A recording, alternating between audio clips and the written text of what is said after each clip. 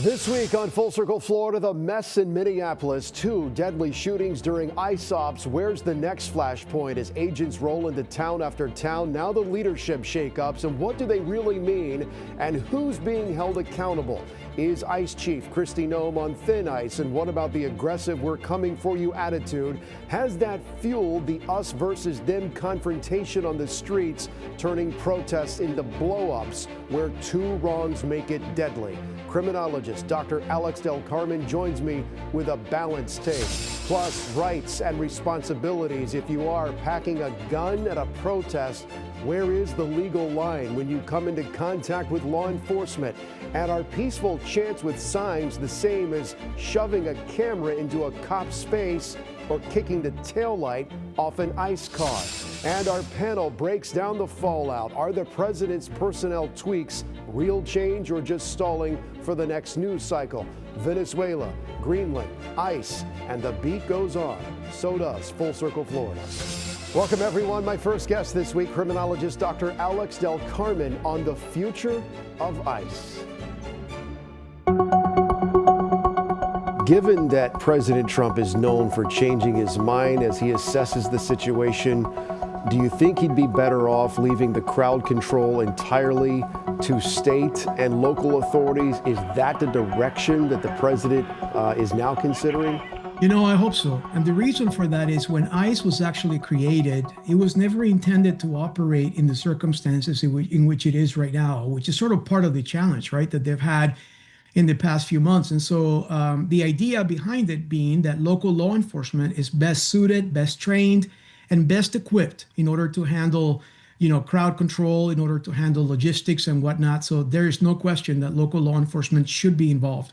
Do you think this situation is unique to the city of Minneapolis, or could this kind of chaos spread to other cities as ICE rolls into town, especially when the weather starts to warm up? I think that this is something that can happen in every major city in the United States and even smaller towns, right? Minneapolis happens to be the epicenter right now of what we are seeing nationwide. And obviously with the history of George Floyd's killing some years ago, and the hurt and pain that people in Minneapolis have experienced over the years, this is particularly hurtful to the community there. But to say that this is isolated in Minneapolis and it's not going to go anywhere else, I just don't think that that's true. I think that very much from a policy perspective, many analysts are saying that, including myself, that this is something that easily could convert to other parts of the United States.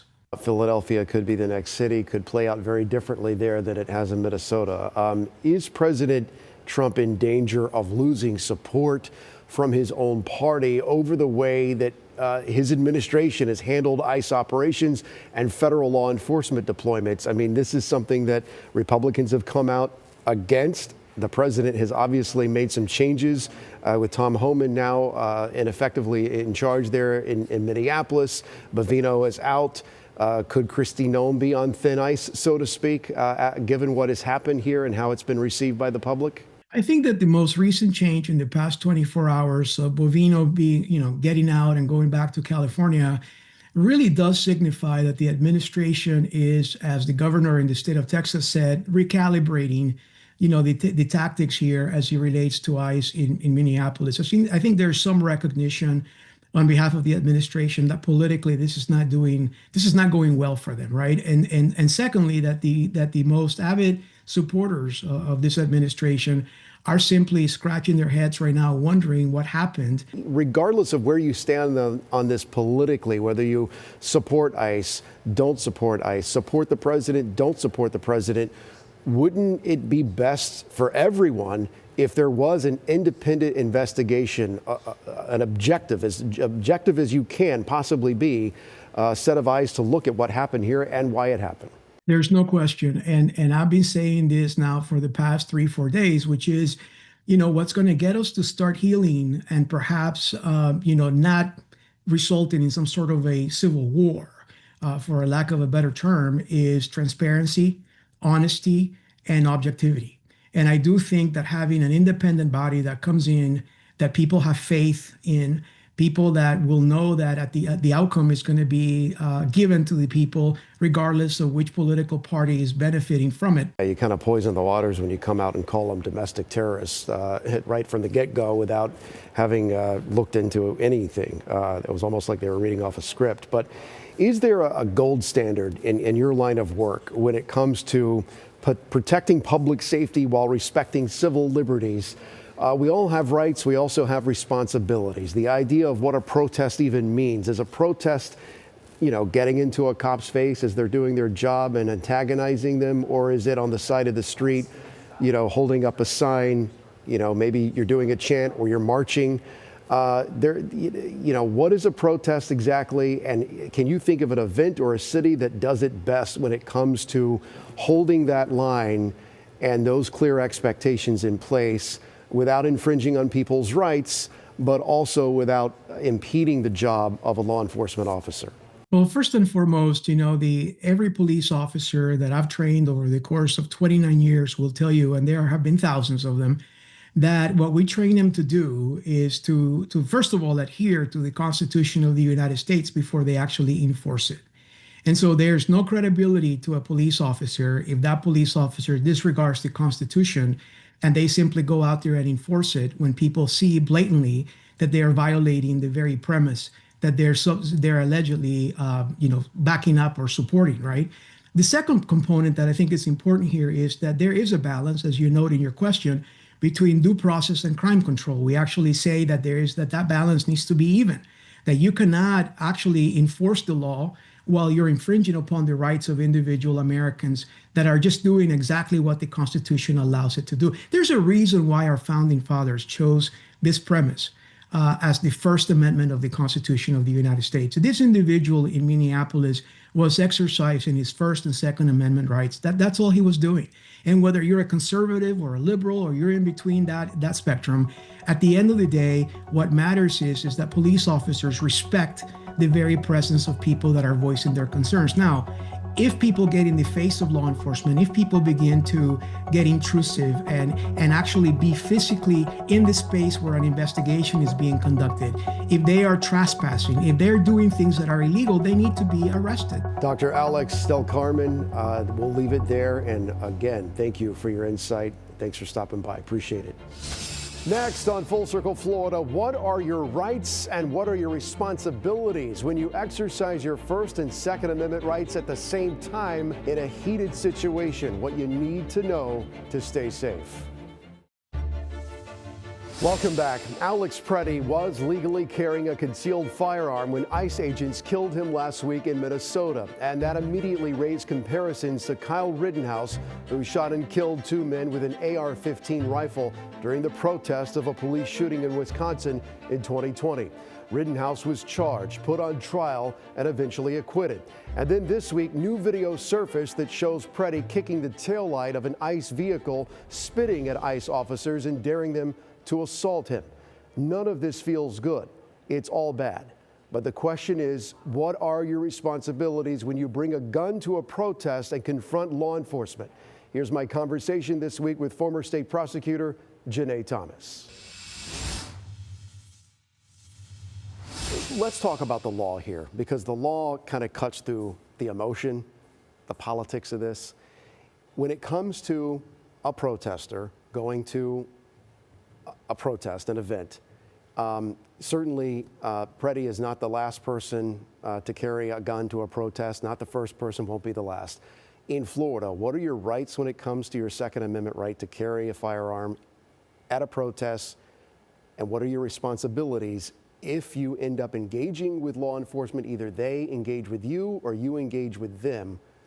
Where does the law fall on that? So this is an interesting question because Florida now has the open carry law that's very recently been enacted. So in theory, you can carry your gun, but in actuality, when you're at a protest, it has to be peaceful. So if you're carrying a gun in the middle of a protest, it could be argued that that's not really peaceful. So people have to be cognizant of their actions during these protests. And in cases like this, you really just have to err on the side of caution and try to use your discernment and not do anything. Okay, that's interesting because it sounds like you're saying the law may technically be on your side, but it doesn't it doesn't necessarily mean that it makes common sense for you to put yourself in a situation where you carry a firearm in a confrontational situation with a law enforcement officer, particularly ICE, in Minnesota, which is known to be rather aggressive, to say the least. Absolutely. Anytime something is open for interpretation, you're going to get differing opinions. And in a situation of life and death, you don't want to be on the wrong side of that interpretation. Law or no law. Correct. Okay, so, this is probably going to move to another city. Let's just be real about this. Probably doesn't end with Minneapolis. It depends on what President Trump does in the aftermath of this. Maybe there are changes made with Homeland Security. But when the weather starts getting warmer and ICE goes to another city or there's another protest somewhere else, the laws in Florida are different than other states, right? So there's not one law fits all when it comes to carrying firearms concealed? Absolutely, because some states do have open carry and some states don't. So that's going to cause a variation in the law. However, all states' laws are going to say some variation of you have a right to protest peacefully, and that is going to be up to interpretation. Okay, you're an attorney. You've been on both sides of situations, the prosecution side, the defense side. When it comes to the video evidence of this, because much has been made about the visual part of this, explain to me, let's just put your politics aside for a second. Whoever's watching this, whether you support ICE, you don't support ICE, whether you're liberal, conservative, somewhere in the middle, which most people are, would you not want an independent investigation to break down what happened and why, and a third party outside look at this to see how it happened, why it happened, and how it can be prevented in the future? You absolutely would want that. However, if you're on the side that this may not be in favor of, you'll do your own internal investigation later on the side and have that conversation with your people, as opposed to making something that's going to be public ultimately. All right, Janae Thomas, as always, thank you for insight. Appreciate it. Thank you. Next, the fallout, the politics, and will Kristi Noem lose her job? All right, let's dive right in with our panel here this week. Janelle Irwin-Taylor, publisher of Southeast Politics, and of course our in-house political analyst, Dr. Susan McManus. Okay, we're not going to replay this week's drama. I do want to push this forward. Where does ICE go from here? First of all, the political fallout is already starting to take shape and heat up. Speaker Hakeem Jeffries leveraging this crisis to push for impeaching Kristi Noem. Some Republicans even saying that she should step down. Democrats threatening a government shutdown over ICE funding and DHS funding. Is that a fight that Democrats can afford to pick politically? Could it backfire on them? Because I know people are fired up about this. But people still have real kitchen table issues that they come home to. Inflation is still biting, despite what the president says. They might rage at their TV screens and their social media feeds, but when they go back to financially struggling, should both parties keep their eye on that ball instead of this? When we move on from this 3 weeks from now, are people still going to be as angry? I know it doesn't always seem like it, but I believe that our Congress can walk and chew gum at the same time. So I don't think that there is an instead of. I don't think there is this or this. I think it's this and this. And yes, people are frustrated. This has been a huge turning point in the immigration argument. The vast majority of Americans live in this middle ground where they don't want open borders. They do want some sort of immigration crackdown. They want violent criminals removed from this country who aren't here legally. Even people who maybe aren't violent criminals, but they've broken some laws, they want them out, right? That's where the middle lives. But they don't want it done in an inhumane way. They want transparency. So I think that needs to be addressed. But the kitchen table issues need to be addressed simultaneously. Well, and they also don't want protesters or whatever you want to call them killed in the streets. Exactly. Even the president said, look, he didn't like the way this looked. And then he made changes this week. Well, of course. And that's the way things should work. If something gets out of hand, leadership on both sides need to come together, and we're seeing a little bit of that right now. We still don't know confidently that a shutdown is going to be avoided. If it does happen, it's the worst thing possible for Democrats in a midterm, in my judgment. And that's why Schumer has already stepped in. He and the president have had conversations about how all of this can be avoided. Marjorie Taylor Greene and AOC sounded weirdly in sync this week. I don't know if anyone else noticed this. I thought it was stunning. Marjorie Taylor Greene posted on X about how this sort of omnibus bill funded both the refugee programs and ICE, essentially calling it a scam where they feed the beast, distract us from what we really should be caring about, pits the problem against the solution. And then AOC went on Jake Tapper, in the heat of the moment on CNN Saturday night, saying that the Trump's administration is using ICE as a wedge issue to divide us so that we fight between ourselves. Meanwhile, skyrocketing health insurance goes up. Health insurance essentially is worthless. And those Epstein files, no one's talking about that. They're not released yet. So what does that say when two people on polar opposite ends of the spectrum seem to be singing the same tune? Well, I look at it as two young members of Congress who want change. They're not happy with the way that their parties are developing. They both have political ambitions. Certainly AOC is not hiding at all the fact she wants to run for president. Mm-hmm. Marjorie Taylor Greene, while there's talk of, well, she's backing out of politics, at one time or another she said she might run for the U.S. Senate or a Georgia governor. So there's a bit of ambition and also a realization that there's a terrific generation gap in how Congress works on both sides of the aisle. That's interesting. Whether you're Team MTG or Team AOC, yeah. I think that either side could say the same thing: a broken clock is right twice a day, right? Yeah. So this is not new. I have tons of liberal friends who are like, oh my God, am I agreeing with Marjorie Taylor Greene right now? And I've had conservative friends who are like, oh my God, do I agree with AOC right now?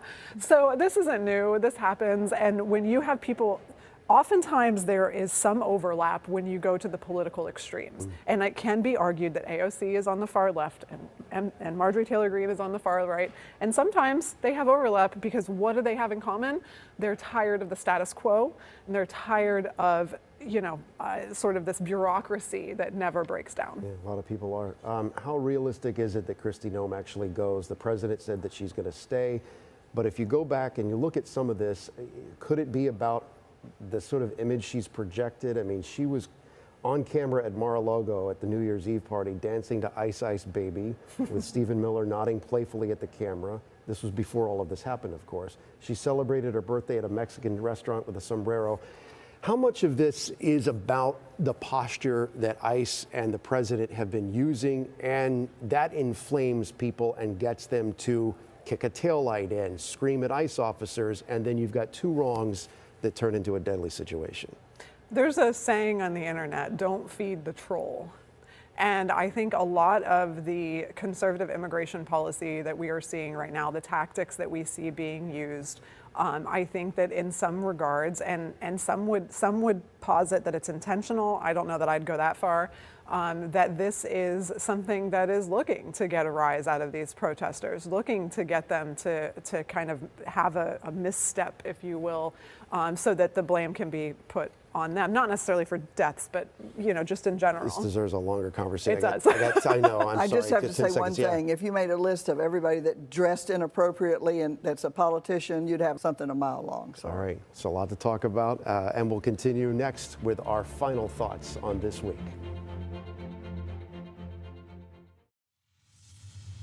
Welcome back. Okay, final thoughts on this week, and what do you think we'll be talking about next week? I am watching the Cook Political Report. They just revised a couple of rankings in Georgia. U.S. Senator John Ossoff's seat has been changed to toss-up. And then here in Florida, U.S. Senator Ashley Moody, her seat has been moved from safe Republican to likely Republican. So I'm watching to see if there's any more moves like that, because it's a good indicator of what to watch for in the midterms. Moods could be changing. I'm always watching what the legislature's up to, because that's the key to a lot of what will happen in November. What issues are important, who's going to run for what, et cetera. All right, the proof is in Tallahassee a lot of times. Thank you for being here again. Appreciate it, guys. Thank you for watching us here on Full Circle Florida. We hope you'll join us again next week. Make sure to add our free 24/7 streaming news channel, Tampa Bay 28+. Have a great week.